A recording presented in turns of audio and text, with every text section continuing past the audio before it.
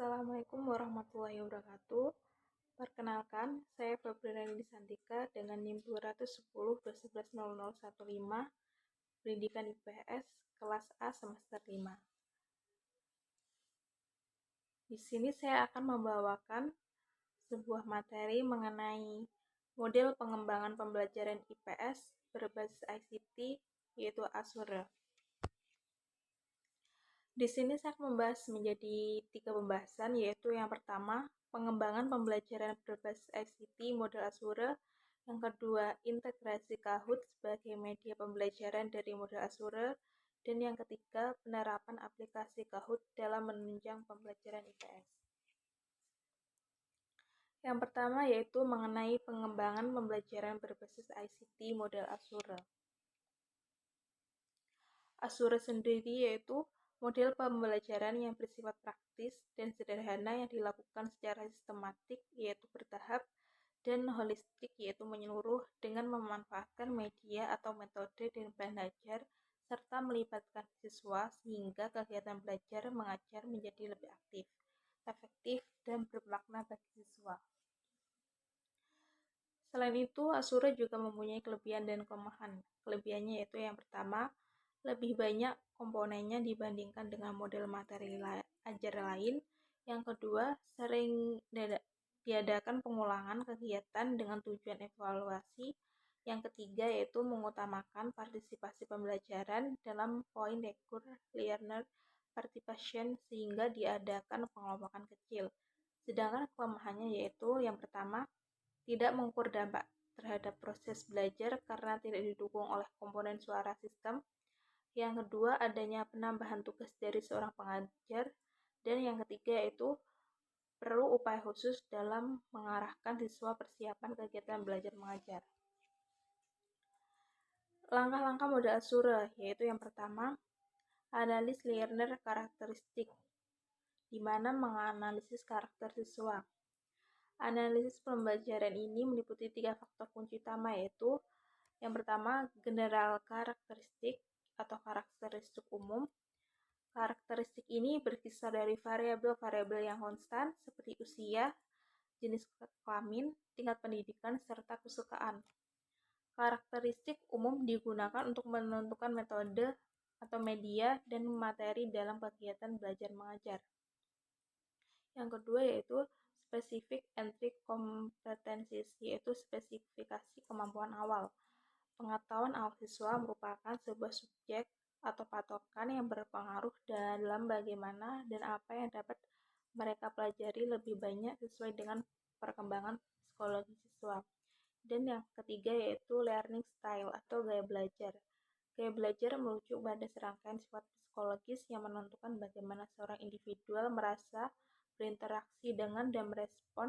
Langkah yang kedua yaitu state performance objective, yaitu menetapkan kompetensi. Langkah kedua dalam pembelajaran Azure adalah menetapkan kompetensi, di mana kompetensi yang dimaksud adalah standar dan tujuan pembelajaran.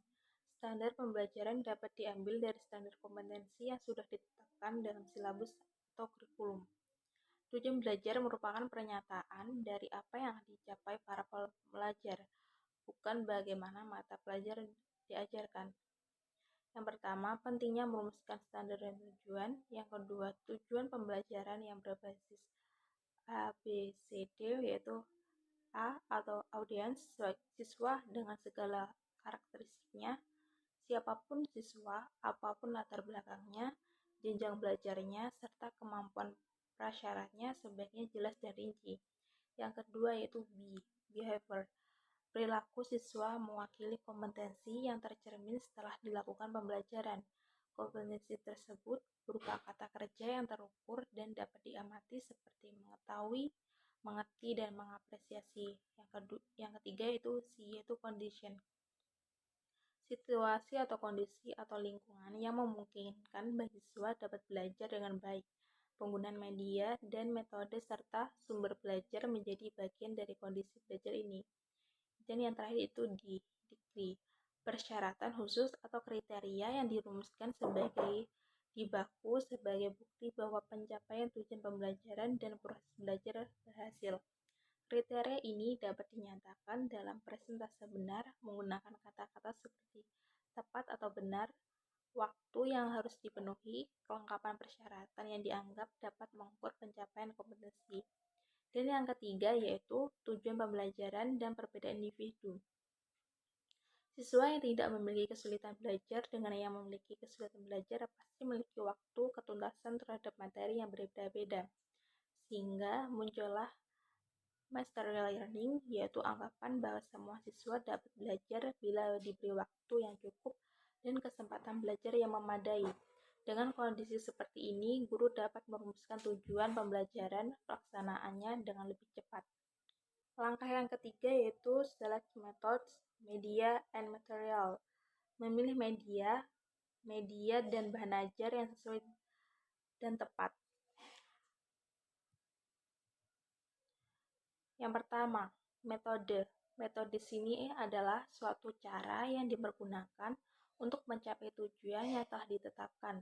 Dalam kegiatan belajar mengajar, guru tidak harus terpaku dengan menggunakan satu metode, tetapi guru sebaiknya menggunakan metode yang bervariasi agar kegiatan belajar mengajar tidak membosankan. Yang selanjutnya yaitu media. Media merupakan wahana penyalur informasi belajar atau penyalur pesan yang dilakukan guru dan siswa dalam kegiatan belajar mengajar yang mampu merangsang perhatian, minat, pikiran, dan perasaan siswa. Dan yang ketiga yaitu bahan ajar atau materi. Merupakan pengetahuan, nilai-nilai, dan keterampilan sebagai isi dari suatu mata pelajaran yang diarahkan untuk mencapai tujuan pembelajaran. Dan materi sendiri itu berisi pesan, informasi, dan ilustrasi berupa fakta, konsep, prinsip, dan proses yang terkait dengan pokok pembahasan tertentu, dan biasanya digambarkan dalam buku teks yang dapat digunakan untuk memfasilitasi siswa belajar. Selanjutnya langkah keempat yaitu utilize methods, media, and material. Memanfaatkan metode, media, dan bahan ajar. Di mana langkah keempat ini dalam pembelajaran Azure ini dengan memanfaat penggunaan metode, media, dan bahan ajar oleh siswa dan guru. Untuk melakukan langkah keempat ini sebaiknya diikuti dengan proses 5P. Yang pertama itu review materi, di mana guru harus melihat terlebih dahulu materi sebelum menyampaikannya. Dan selama proses pembelajaran, guru harus menentukan materi yang tepat untuk siswa dan memperhatikan tujuannya. Yang kedua yaitu prepare bahan. Guru harus mengumpulkan semua materi dan media yang dibutuhkan guru dan siswa. Guru harus menentukan urutan materi dan penggunaan media. Dan guru harus menggunakan media terlebih dahulu untuk memastikan keadaan media. Yang ketiga itu prepare lingkungan, di mana guru harus mengatur fasilitas yang digunakan siswa dengan tepat dari materi dan media sesuai dengan lingkungan sekitar dalam proses pembelajaran. Yang keempat yaitu prepare siswa, di mana guru memberitahukan siswa tentang tujuan pembelajaran. Guru menjelaskan bagaimana cara agar siswa dapat memperoleh informasi dan cara mengevaluasi materinya.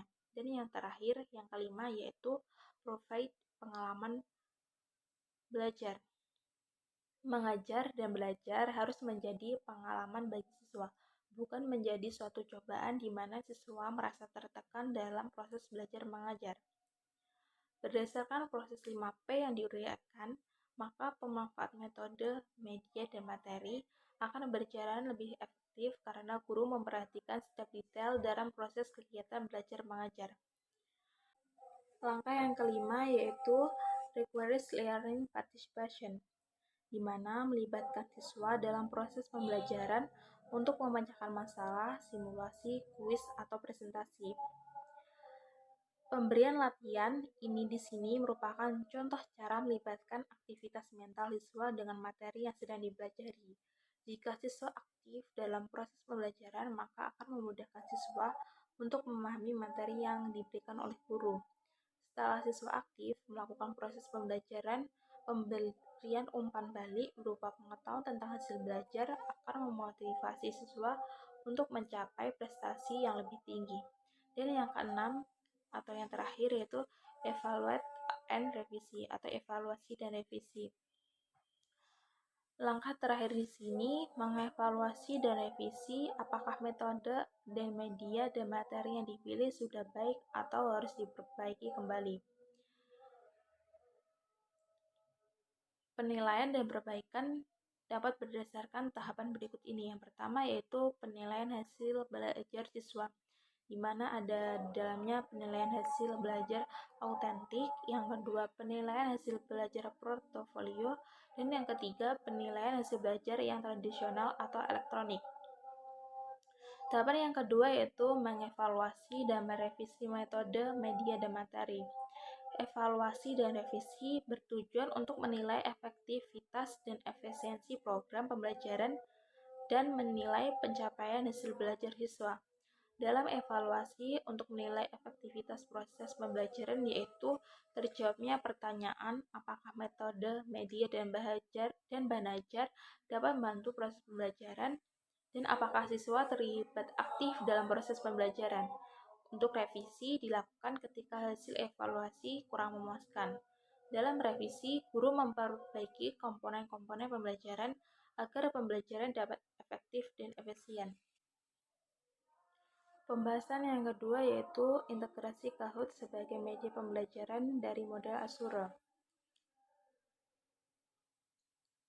Penerapan model pembelajaran Asura dengan memadukan teknologi dan media akan menimbulkan minat dari siswa. Kemudian dilanjut dengan penyajian materi, melibatkan siswa dalam praktik umpan balik, menilai pemahaman siswa, dan memberikan evaluasi. Penggunaan Kahoot sebagai media pembelajaran atau pembelajaran berbasis elektronik atau teknologi, terciptalah pembelajaran yang lebih efektif dan efisien serta menyesuaikan dengan zaman.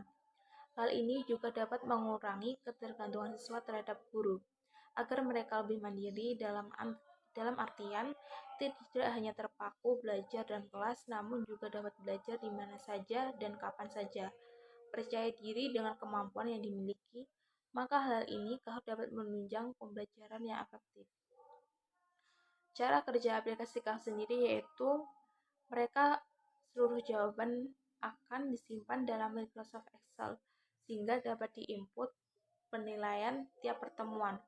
Fitur yang disediakan juga menarik dan bermanfaat bagi guru.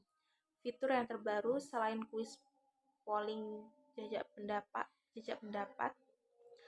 game saat ini adalah fitur presentasi. Pengguna dapat menggunakan presentasi yang digunakan dengan template yang disediakan atau yang dibuat sesuai selera. Kahoot memiliki kelebihan sebagai media pembelajaran, yaitu suasana kelas dapat lebih menyenangkan. Anak-anak dilatih untuk menggunakan teknologi sebagai media untuk belajar dan anak-anak dilatih kemampuan motorik dalam mengoperasikan komputer Kahoot.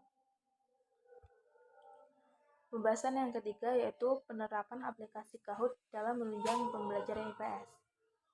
Yang pertama, siswa akan ditantang menjawab pertanyaan dari kuis yang diajukan oleh guru secara online. Yang kedua, pembelajaran berbasis permainan yang dapat digunakan dalam pembelajaran IPS. Dan yang terakhir, aplikasi ini sangat menarik untuk pembelajaran maupun hiburan karena dapat dilakukan secara interaktif. Baik, sekian dari saya. Apabila ada kurang lebihnya, saya mohon maaf. Wassalamualaikum warahmatullahi wabarakatuh.